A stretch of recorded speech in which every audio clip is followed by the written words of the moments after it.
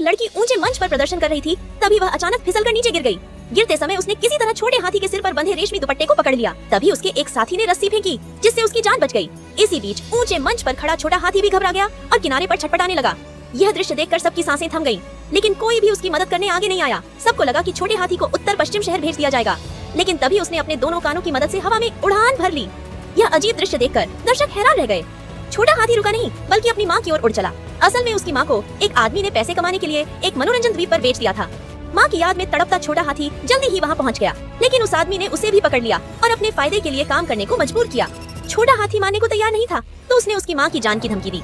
मजबूरी में छोटे हाथी को उसकी बात माननी पड़ी। इस बात से सर्कस के साथी बहुत नाराज हो गए और उन्होंने उसकी माँ को छुड़ाने की योजना बनाई। सभी ने मिलकर मेहनत की और एक ट्रक चुराकर हाथी को बचा लिया, लेकिन रास्ते में मनोरंजन पार्क का बड़ा लोहे का गेट उनके सामने आ गया।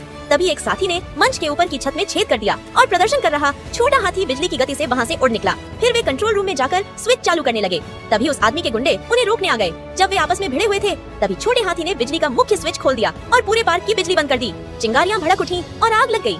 इस अफरा तफरी में वे सब पार्क से बाहर निकल गए। आखिरकार छोटा हाथी अपनी माँ से मिल गया और दोनों साथ में वापस प्रकृति की ओर लौट गए। इसके बाद वे हमेशा के लिए आजाद और खुशहाल जीवन जीने लगे।